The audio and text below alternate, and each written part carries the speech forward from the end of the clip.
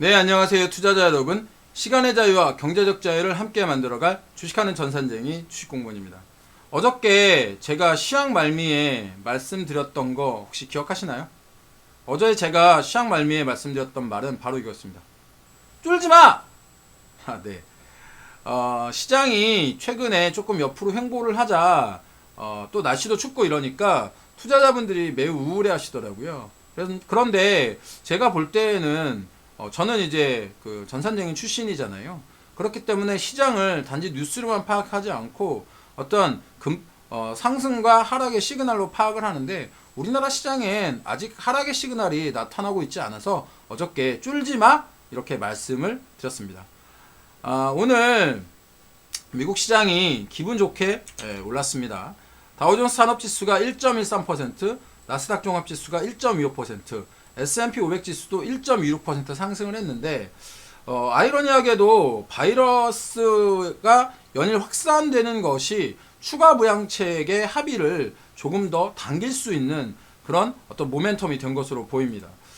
낸시 펠로시 하원 의장이 공화당 상원 대표인 그 맥코넬 대표를 포함해서 주요 인사들을 초청해가지고, 야, 이제 우리 이렇게 싸우지 말고 정부 지원과 신종 바이러스 감염증 지원책에 대한 논의를 하자라고 이렇게 이야기를 한 겁니다. 사실 이런 어떤 쪽에서 논의를 하는 것은 초당파 의원들이 이미, 그러니까 초당파라는 것은 공화당, 민주당을 떠나서 진짜 야, 빨리빨리 이 지금 문제를 좀 해결해야 하려고 하는 이런 사람들인 거죠. 이 사람들이 야, 빨리빨리 좀 해결을 하자라고 얘기를 한 것인데, 사실은 그 의견을 민주당과 공화당이 서로의 어떤 정치적인 이견 때문에 진행을 하고 있지 않았었죠. 이 바이러스 상황이 이렇게 심각해짐에 따라서 더 이상 정책 결정을 미루면 안 되겠다라고 하는 위기감이 이 둘 사이에 이제 발생을 한 것이고요. 또한 초당파 의원들이 실업급여와 주당 300달러를 더하는 급여보험 프로그램에 추가 지원하는 것을 뼈대로 하는 7,480억 달러의 지원안과 주 및 지방정부를 지원하는 1,600달러짜리 지원책을 이렇게 두 개로 쪼갰죠. 근데 이 지금 민주당은 이 1,600억 달러짜리 이 그 지방정부와 주정부를 포함해서 진행을 하자고 했기 때문에 이견이 좁혀지지 않았는데, 이 민주공화 양당이 사실 이제 더 이상 그 미루게 되면 둘 다 아주 심각한 어떤 데미지를 받을 것 같다라는 위기감이 이런 지금 빠른 정책 결정을 하게 만드는 이런 모습이 나온 겁니다. 여기에 이제 그 두 번째 바이러스 백신이죠. 모더나의 FDA 승인이 이번 주 18일 정도에, 그러니까 이번 주에 일어날 것이라고 하는 기대감이 나오면서 이렇게 미국 증시가 다시 상승을 하고 있는 그런 모습을 보이고 있는 겁니다. 여기에 주식공무원은 조금 더 고무적이라고 볼 수 있는 게 러셀 2000 지수의 상승인데요. 러셀 2000 지수는 중소기업 지수라고 제가 여러 번 말씀드렸고, 이 러셀 2000 지수는 어저께 나스닥 다우지수 S&P 500 지수의 1% 상승보다 훨씬 더 많은 2.4%의 상승을 가져오면서 1년 내 최고치를 기록을 했습니다. 실질적으로 미국의 대표 빵주라던가 어떤 마가라든가 이런 기술주들만 상승하는 것이 아니고, 이 기술주들의 상승에 힘을 입어서 밑에 있는 중소기업주들도 상승을 해야 실질적으로 주식시장이 상승을 한다라는 말씀을 드렸는데, 이 지금 러셀 2000 지수가 이렇게 빠르게 올라오고 있는 모습은 지금 현재 당장 실물 경기와의 차이점은 있지만 앞으로 시장이 좋아질 거라고 예측을 하는 사람들이 훨씬 더 많다라는 그런 말씀을 드릴 수 있겠습니다. 우리나라에서도 시장의 키 맞추기가 지금 일어나고 있습니다.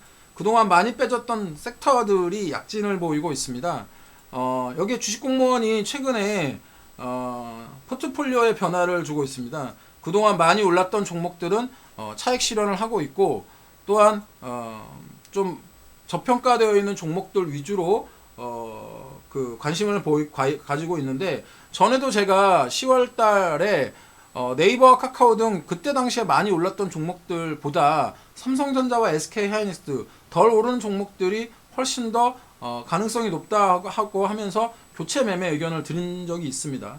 또한 올해 가장 많이 빠진 업종들 중에 뭐 에너지 섹터라든가 또한 뭐 재정이라든가 부동산 관련 섹터들이 아직도 제자리를 찾지 못하고 있다라는 말씀도 드린 적이 있습니다. 물론 가치주에 조금 국한되는 면이 있지만 변동성이 큰 어떤 성장주의 움퍽거림에 지치신 투자자들에게는 좋은 투자 대안이 되실 수 있을 겁니다. 4일째 우리나라에서 외국인들이 순매도를 하고 있습니다. 외국인들이 순매도를 하고 있는 이유는 제가 보기에는 지금 최근에 한 일주일 정도 사이에 이렇게 오른 원달러 환율 때문이라고 생각이 드는데 1080원에서 지금 1090원, 93원까지 약 일주일 동안 조금씩 원달러 환율이 오르고 있습니다.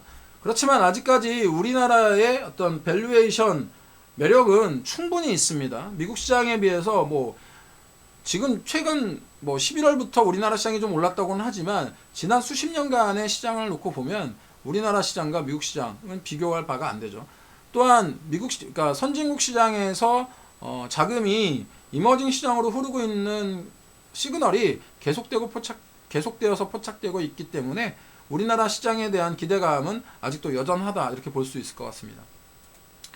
어제 미국 시장의 그 개별주 가운데에서는 애플의 약진이 있었습니다. 애플 같은 경우에 내년 아이폰 생산을 30% 늘린다라고 하는 이런 뉴스가 나오면서 어저께 5% 정도의 상승을 보였습니다. 어마어마한 상승입니다. 어마어마한 상승. 그 애플의 주가가 이렇게 어마어마하게 상승을 하는 것은 근래 진짜 못 봤던 것 같아요. 근래 못 봤던 것 같습니다. 이런 애플의 상승이 뭐 우리나라 수혜 피해주가 만들어질 수 있는데 당연히 애플과 경쟁을 하고 있는 삼성전자 같은 경우에는 오늘 이제 이런 애플의 어떤 호재 뉴스가 나옴으로 해서 그 삼성전자가 안 좋은 영향을 받을지 아니면 그냥 반도체의 어떤 그런 영향으로 지속해서 갈지 한번 또 관심 있게 살펴보셔야 할 것 같고요. 또 우리나라 관련 부품주들에 대해서는 제가 전에도 애플 관련주에 대해서 말씀드린 바 있습니다. 애플 12가 나올 때쯤에요. 그때 힌트를 드렸고 당연히 현명한 분들은 적어 놓으셨거나 아니면 이미 들어가 계셨을 거라고 생각이 듭니다. 우리나라 시장 뭐 특별한 이슈가 없는 가운데 이 시장이 부양책이라고 하는 선물을 줄 것 같은 제스처를 보였는데 과연 산타랠리가 올지 궁금합니다.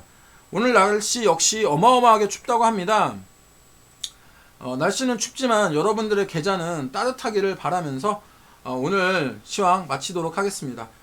제 시황이 여러분들의 투자에 인사이트를 주기를 꼭 바라봅니다. 오늘 하루도 성공 투자하시고요. 앞으로도 이렇게 시황과 종목의 밸런스를 가지고 말씀드리도록 하겠습니다. 객관적으로 시황을 바라보는 주식공무원과 함께 키워가시고요. 주식공무원의 시황을 보시고 도움이 되셨다면 추천, 구독, 좋아요, 알람 설정까지 부탁드리겠습니다. 오늘도 화이팅 하시고요. 지금까지 여러분들의 영원한 주식 동반자 따박따박 수익률에 주식하는 전산쟁이 주식공무원이었습니다. 오늘도 화이팅 하시고 주식공무원과 함께 하시면 여러분들의 계좌 빨개지실 겁니다.